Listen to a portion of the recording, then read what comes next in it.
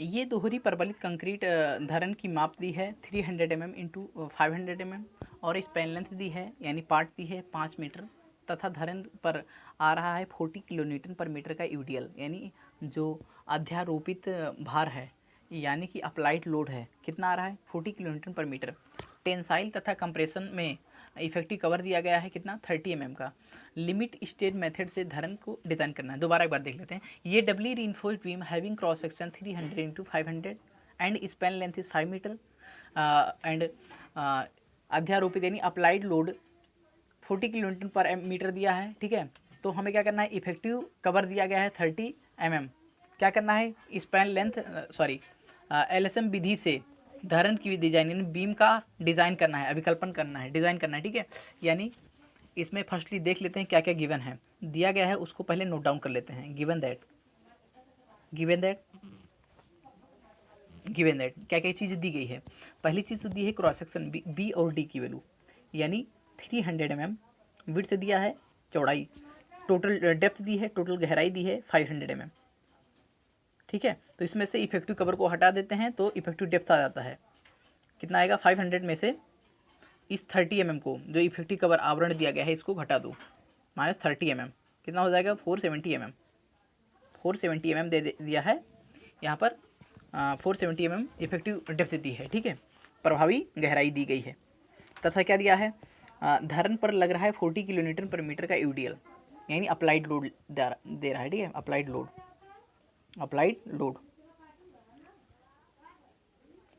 कितना है 40 kilo newton पर मीटर का, 40 किलो न्यूटन पर मीटर का। तो क्या करेंगे, डेड लोड भी कैलकुलेट कर लेंगे साथ साथ में।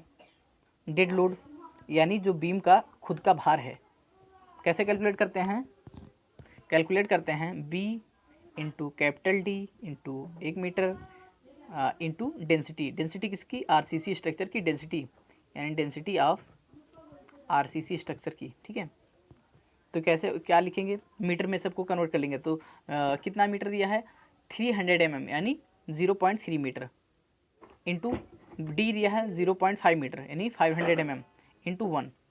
ठीक है, यूनिट ठीक है, इंटू डेंसिटी कितनी होगी 25 किलो न्यूटन पर मीटर क्यूब, 25 किलो न्यूटन पर मीटर क्यूब। ठीक है, डेंसिटी कितनी होगी 25 किलो न्यूटन पर मीटर क्यूब। तो अब कैलकुलेट कर लेते हैं वैल्यूज को पुट करके, डेड लोड कितना आएगा,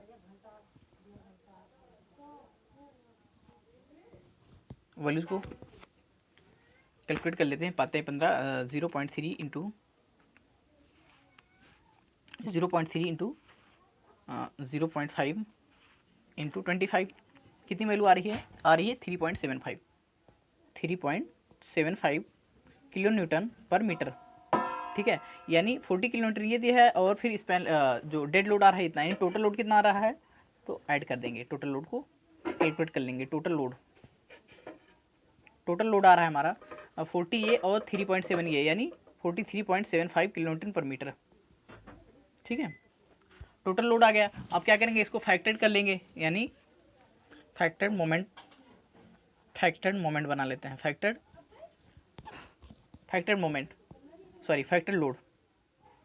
लोड। ठीक है, किससे मल्टीप्लाई कराएंगे 1.5 से मल्टीप्लाई करा देंगे फैक्टर्ड यानी partial safety of factor multiply कराएंगे लोड फैक्टर 1.5 से। ठीक है, क्योंकि हम सब पढ़े हैं ना कि फैक्टर करते हैं और डेड लोड और लाइव लोड दोनों है तो 1.5 लेते हैं। ठीक है, तो वही चीज़ है ये।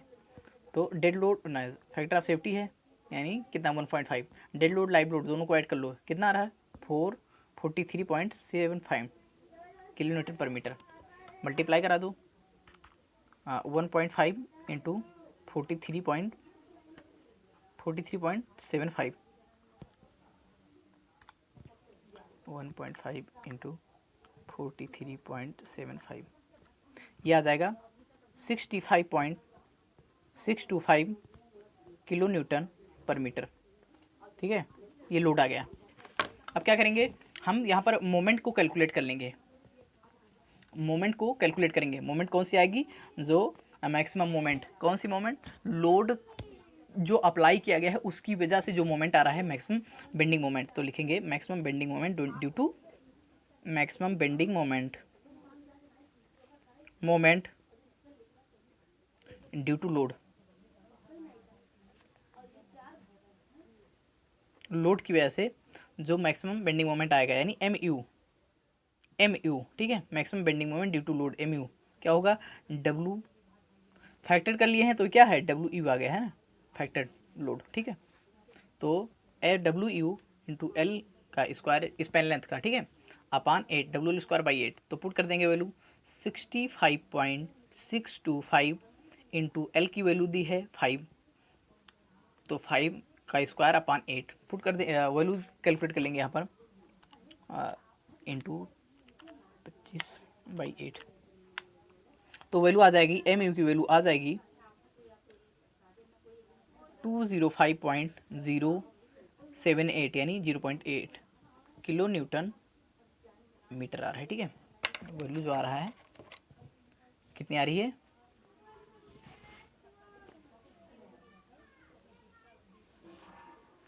ये 205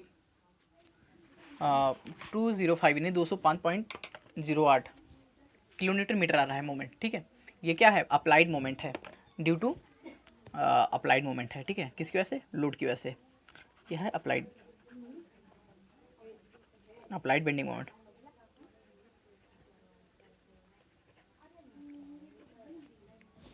ठीक है, नेक्स्ट चीज़ देखेंगे। अब यहाँ पर एक्स एम यू लिमिटिंग को कैलकुलेट करना है। एम यू लिमिटिंग को कैलकुलेट करने के लिए हमको पहले एक्स यू लिमिटिंग की वैल्यू पता होनी चाहिए। तो क्या करेंगे अब यहाँ पर लिखते हैं, फर्स्ट स्टेप लिखें या ऐसे ही नंबरिंग डाल दें, फर्स्ट स्टेप कर दें या ऐसे ही नंबरिंग डाल दें कि नेक्स्ट चीज़ें क्या करने जा रहे हैं। तो यहाँ पर करेंगे limiting depth of neutral axis, यानी एक्स यू लिमिटिंग को कैलकुलेट करेंगे, limiting depth of neutral axis यानी एक्स यू लिमिटिंग कैलकुलेट करेंगे। क्या होता है, एक्स यू लिमिटिंग होता है, के इंटू डी, ठीक है। के डिपेंड करता है on the basis of grade, किसके, कौन से ग्रेड, स्टील ग्रेड। के डिपेंड कर देता है इस स्टील के ग्रेड पर। जब हम यूज़ कर रहे हैं मान लो Fe250 ग्रेड, तो यहाँ पर के की वैल्यू हो जाएगी 0.53। जब स्टील की ग्रेड यूज करेंगे 415, तो के की वैल्यू होगी 0.48।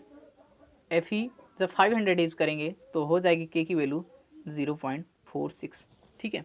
तो यहाँ पर हम स्टील की ग्रेड कौन सी यूज़ कर रहे हैं, Fe415, तो इसको अडाप्ट करेंगे, यानी एक्स यू लिमिटिंग लिखेंगे के इंटू डी, यानी 0.48 इंटू डी, तो डी की वैल्यू पुट कर देते हैं यहाँ पर 0.48। डी की वैल्यू गिवन है हमको कितनी, 470 mm, ठीक है। तो वैल्यू पुट कर देते हैं यहाँ पर 0.48 इंटू 470, ठीक है। एक्स लिमिटिंग की वैल्यू आ जाएगी 225.6 mm, 225.6 mm।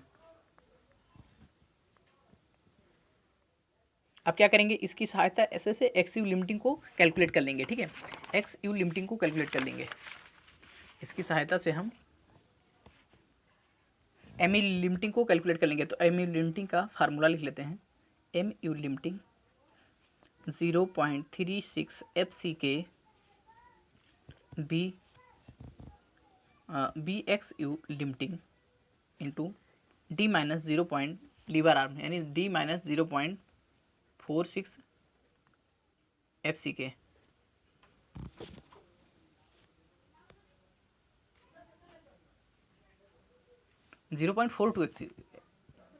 X you limiting, यहाँ पर क्या लिख दिया, एक्स यू लिमिटिंग, ठीक है, यानी लीवर आर्म है ये। फिर से एक बार लिख देते हैं value, X M you limiting equal to होगा 0.36 FCK B x you limiting D minus 0.42 X you limiting, ठीक है। तो वैल्यू पुट कर देते हैं सबकी, 0.36 पता है हमको, FCK पता है, FCK M20 है, बी की वैल्यू 300 mm है, इंटू एक्स यू लिमिटिंग को अभी कैलकुलेट करे हैं 225.6 आया है, और डी की वैल्यू कितनी होगी 470 माइनस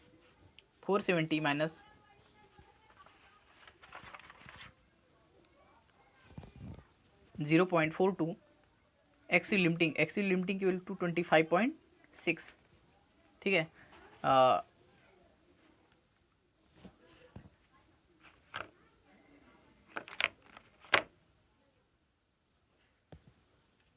तो यहाँ पर एम यू लिमिटिंग की वैल्यू आ जाएगी, एम यू लिमिटिंग की वैल्यू आ जाएगी कैलकुलेट करने के बाद में 0.36 F C K 20 to 300 to 25। तो ये कैलकुलेट करने के बाद में वैल्यू आ जाएगी 182856849.4 न्यूटन mm। क्या करेंगे, किलो न्यूटन मीटर में चेंज कर लेंगे। तो एम यू लिमिटिंग की वैल्यू आ जाएगी 10⁻6 कर दो तो 2 4 6 इधर भेज देंगे, यानी 182.856 क्या आ जाएगा, किलो न्यूटन मीटर।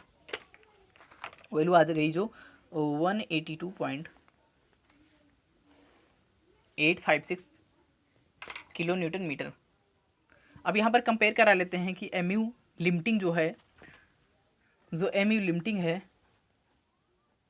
उसकी वैल्यू बड़ी है या एम यू की वैल्यू बड़ी है। तो एम यू की वैल्यू आई थी 205 आई थी और लिमिटिंग है 182, यानी 182 जो आया है ये वैल्यू लिमिटिंग, यानी लिमिट जो है जितना मोमेंट ये झेल सकता था सिंगली रीइंफोर्स्ड ये 182 था। तो कौन एक्स्ट्रा मोमेंट को कौन वेयर करेगा, एक्स्ट्रा स्टील प्रोवाइड करेंगे कि कहाँ पर, कंप्रेशन और टेंशन रीजन दोनों जगह पर, ठीक है।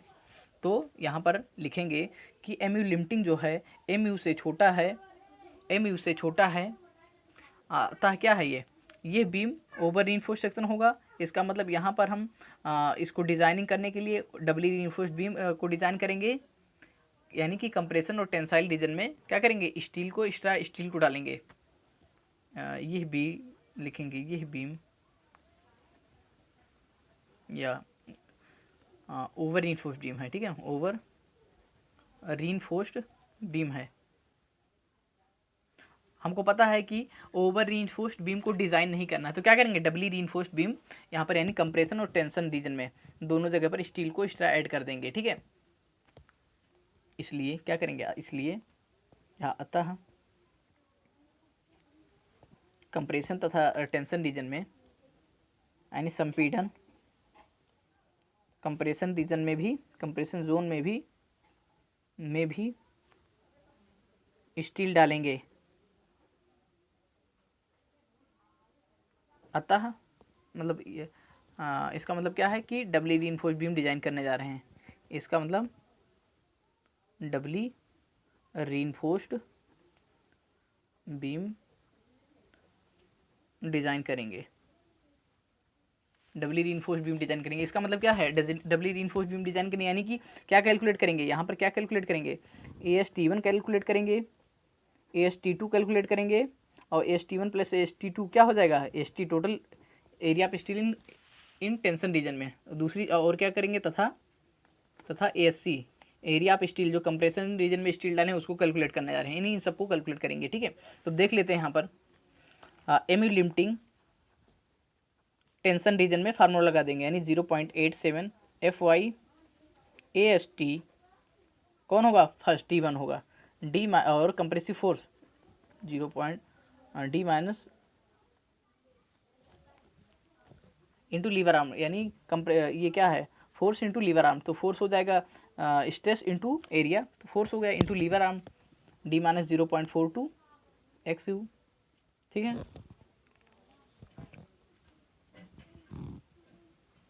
लिमिटिंग है तो लिमिटिंग लगाएंगे, ठीक है यहाँ पर। तो अब यहाँ पर AST1 को कैलकुलेट करने के लिए AST1 इक्वल टू लिखेंगे एम यू लिमिटिंग अपान इसको इधर ही रहने देंगे और इसको नीचे, यानी मल्टीप्लाई में है तो डिवीजन में चला जाएगा। 0.87 FY into lever arm D minus 0.42 XU limiting, ठीक है, XU लिमिटिंग। और वैल्यूज़ को पुट कर दो सभी। एम यू लिमिटिंग की वैल्यू पता है हमें 182.856 किलो न्यूटन मीटर है, तो 10⁻6 रख दो, यानी न्यूटन mm में कर दो कन्वर्ट।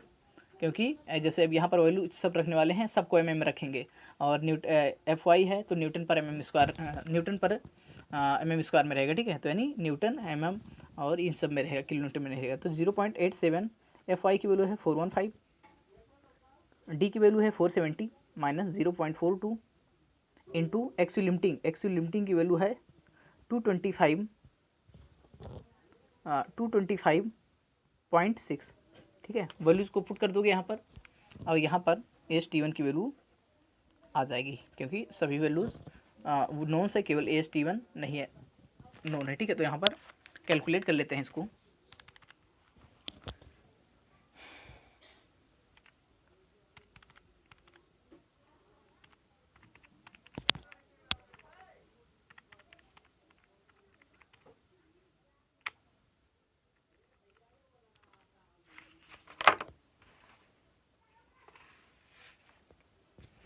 वैल्यू को कैलकुलेट करने के बाद में एस टी वन की वैल्यू आ रही है 1349.69 mm स्क्वायर, ठीक है। यानी एस टी वन की वैल्यू आ गई यहाँ पर। Area of steel in tension region, जो सिंगली रिइंफोर्स्ड बीम करके फार्मूला लगाए हैं, जो लिमिटिंग जितना मोमेंट ये बियर कर पाएगा, ठीक है, इतना स्टील इतने मोमेंट को रजिस्ट कर पाएगा, एमयू लिमिटिंग को, ठीक है। जो एक्स्ट्रा मोमेंट आ रहा है वो, जो एक्स्ट्रा मोमेंट आ रहा है रिमेनिंग मोमेंट, ठीक है, यानी एमयू माइनस एमयू लिमिटिंग है ना। जो एक्स्ट्रा मोमेंट आ रहा है, रिमेनिंग मोमेंट यही तो है, एमयू में से एमयू लिमिटिंग को हटा देंगे तो रिमेनिंग मोमेंट बच जाएगा, जितने मोमेंट को ये सिंगली बियर नहीं कर पा रहा है एक्स्ट्रा मोमेंट, तो इसके लिए एक्स्ट्रा स्टील डाला जाएगा। क्या होगा, तो इसके लिए क्या बताया है 0.87 f y A S T two into lever arm d minus d dash, ठीक है। तो A S T two calculate कर लेंगे यहाँ पर, A S T two put कर देते हैं value, Mu minus Mu limiting upon 0.87 f y d minus d dash, ठीक है। पुट कर दो वैल्यू सभी को, वैल्यूज को पुट कर देंगे। एमयू लिमिटिंग एमयू की आई थी 225, कितनी आई थी वैल्यू, नहीं 205 आई थी, 205 205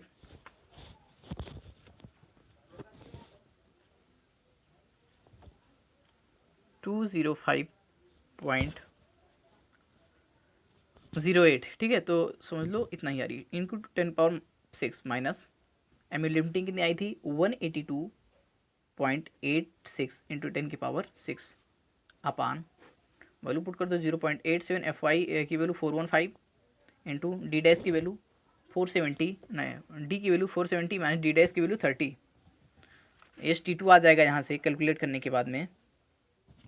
एस टी टू की वैल्यू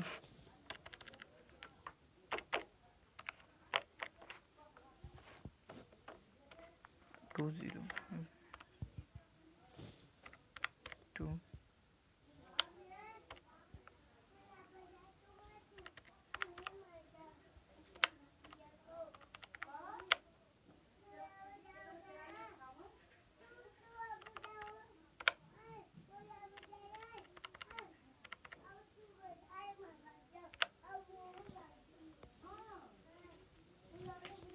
तो एस टी टू की वैल्यू आ रही है यहाँ पर 144, अप्रॉक्स आ रही है 142, अप्रॉक्स 142 mm स्क्वायर आ रहा है, ठीक है। Area of steel, total area of steel हो जाएगा S T one in tension region, S T one plus S T two, ठीक है। यानी S T one S T two की वैल्यू आ गई, ठीक है। अब क्या करेंगे, दोनों को ऐड कर देंगे, total area of steel in tension region लिखेंगे,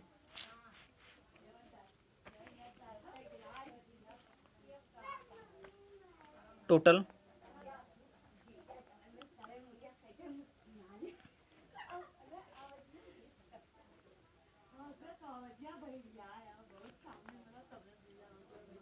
area of steel in tension region, ठीक है। क्या होगा ए एस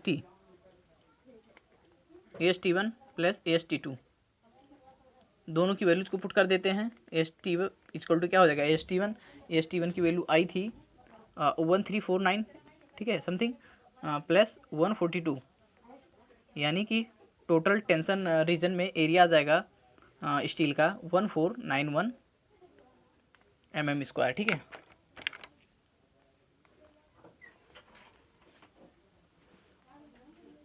ये आ गया टेंशन रीजन में टोटल स्टील का एरिया। सेकंड चीज़ अब देखेंगे कंप्रेशन रीजन में। कंप्रेशन रीजन के लिए बताया था कि यानी बताया था कि जो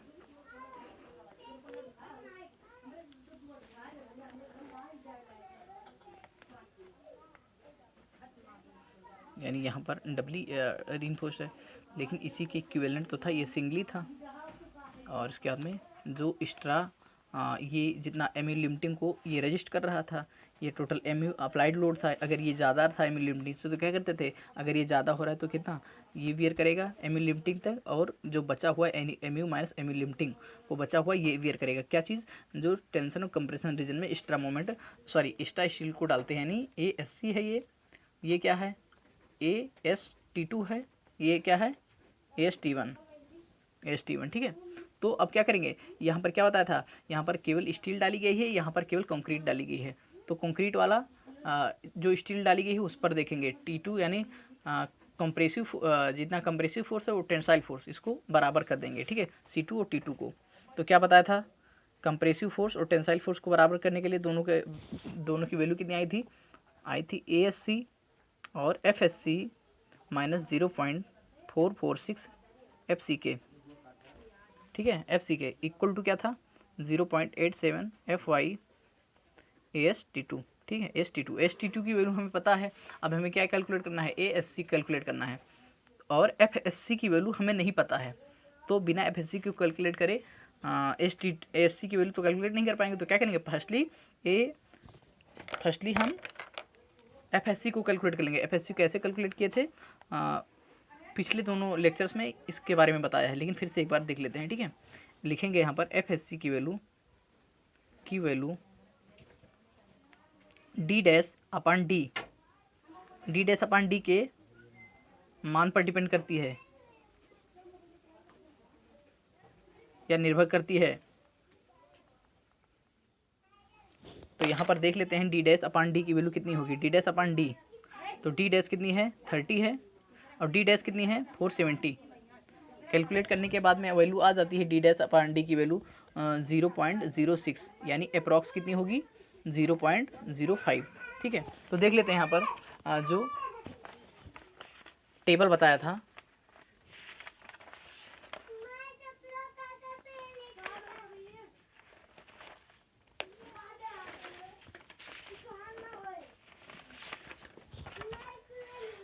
ये ऑलरेडी ये बता चुका हूँ, ठीक है। D डैश अपॉन D की वैल्यू जब कितनी होगी तो FSC की वैल्यू कितनी होगी, ठीक है। तो यहाँ पर देख लेते हैं एक बार, देख लेते हैं यहाँ FSC की वैल्यू बताया भाई कि D डैश अपॉन D पर निर्भर करती है, यहाँ पर लिखा है, ठीक है, वही चीज़। तो यहाँ पर स्टील के ग्रेड पे डिपेंड करता है कि अगर D डैश अपॉन D की वैल्यू कितनी आई है तो वैल्यू कितनी होगी। यहाँ पर देख लेते हैं D डैश अपॉन D का अनुपात का मान है ये सब, ठीक है। अगर D डैश अपॉन D की वैल्यू 0.05 आ रही है तो Fe 250 है तो 217 होगा, Fe 415 है तो 315 होगा FSC की वैल्यू, और Fe 500 है तो कितना होगा 424 होगा, यानी 424 होगा किसकी वैल्यू, FSC की वैल्यू। अगर यही चीज़ कह दें कि D डैश अपॉन D की वैल्यू 0.15 आ रहा हो तो कितना होगा, Fe 250 के लिए 217 होगा, Fe 415 के लिए होगा 342 होगा, Fe 500 के लिए 395 होगा। तो यहाँ पर क्या है, यहाँ पर D डैश अपॉन D की वैल्यू आ रही है 0.05। तो यहाँ पर देखेंगे FSC की वैल्यू कितनी होगी, ग्रेड यूज़ कर रहे हैं जो Fe 415 यूज़ कर रहे हैं, ठीक है। यहाँ पर Fe 415 ग्रेड यूज़ कर रहे हैं, तो यहाँ पर FSC की वैल्यू कितनी होगी, ये होगी Fe 415 यूज़ कर रहे हैं, और वैल्यू आई है D डैश अपॉन D की वैल्यू 0.05 कितनी होगी 355, यानी FSC की वैल्यू 355 होगा, 355 होगा, ठीक है, 355 होगा FSC की वैल्यू। पुट कर दो यहाँ पर, तो ASC इक्वल टू क्या होगा 0.87 FY AST2 अपॉन, इधर मल्टीप्लाई में है इसके तो इधर नीचे जाएगा तो डिवीजन में जाएगा, FSC माइनस 0.446 FC के, ठीक है। तो यहाँ पर सबकी वैल्यू पुट कर दो। 0.87 FY कितना होगा 415। AST2 कितना होगा, AST2 को अभी कैलकुलेट करा है, AST2 को कितना 142 यानी 142 142 अपन FSC की वैल्यू होगी 355 355 माइनस 0.446। FC की एक वैल्यू M20 है तो यानी 20 होगी। तो इसको कैलकुलेट करने के बाद में ASC की वैल्यू आ जाएगी, ASC की वैल्यू आ जाएगी कैलकुलेट करने के बाद में 0.87 इंटू 415 इंटू 142 अपान 355 माइनस 0.446 इंटू 20। तो यहाँ पर आ रही है वैल्यू 148.14 यार, ठीक है 148.142 आ रही है। तो यानी अप्रॉक्स 148.143 mm स्क्वायर, यानी अप्रॉक्स आ रही है किसके 149 mm स्क्वायर के, ठीक है ASC की वैल्यू, ठीक है। तो ST और SC दोनों चीज़ की वैल्यू यहाँ पर हमने इजीली कैलकुलेट कर लिया, ठीक है। हम क्या करेंगे, अब हम बीम के क्रॉस सेक्शन को यहाँ पर ड्रॉ करके डिफाइन करेंगे, ठीक है, ड्रॉ करके डिफाइन कर देंगे। तो यहाँ पर डायग्राम ड्रॉ कर देंगे यहाँ पर। अच्छा, यहाँ पर देख लेते हैं कि कितने नंबर ऑफ बार कितने mm के हैं। अगर यहाँ पर देखें कि 12 mm डायमीटर के बार अगर हैं तो कितने नंबर ऑफ बार होंगे। तो यहाँ पर देख लेते हैं इसके हिसाब से SC के। तो नंबर्स ऑफ बार देखेंगे, नंबर्स ऑफ बार, ठीक है। नंबर्स ऑफ बार क्या होंगे, अगर कहते हैं कि 12 mm डायमीटर के हैं, 12 mm डायमीटर के, ठीक है 12 mm डायमीटर के तो बार होंगे। तो ASC यानी टोटल एरिया ऑफ स्टील अपान एक बार का एरिया π/4 12 का स्क्वायर, ठीक है। तो लिखेंगे 149 अपान 5/4 12 का स्क्वायर। तो नंबर ऑफ बार यहाँ से आ जाएगा, कैलकुलेट कर लेते हैं। 149 इंटू 4 अपान पाई इंटू 12 का स्क्वायर।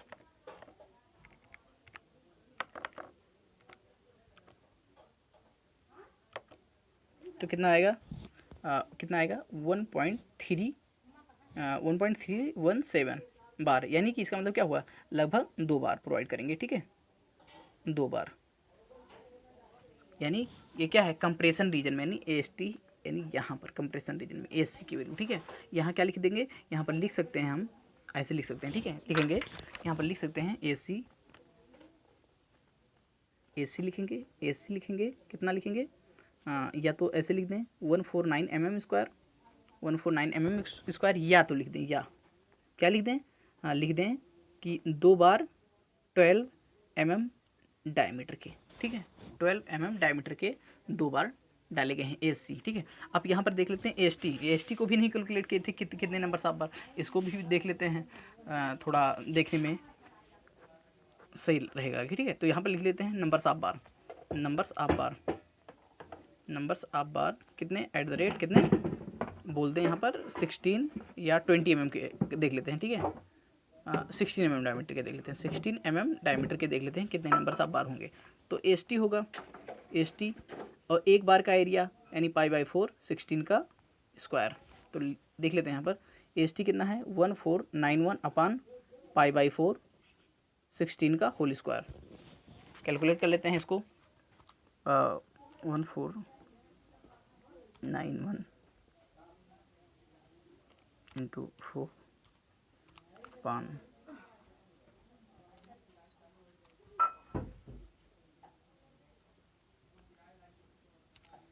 2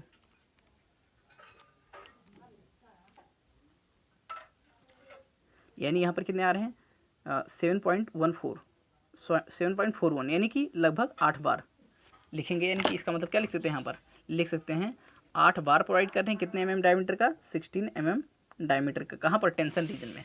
तो यहाँ पर लिख सकते हैं ऐसे बार डाल देंगे, लिख देंगे, और 1 2 3 4 5 6 7 8 8 बार 16 mm डायमीटर के, 8 बार 16 mm डायमीटर के, यानी AST की वैल्यू है, ठीक है, AST। आप क्या करेंगे, यहाँ पर देख लेंगे, कवर को दिखा देंगे, D1 क्या है, D' क्या है, और ये क्या है, इफेक्टिव कवर EC क्या है।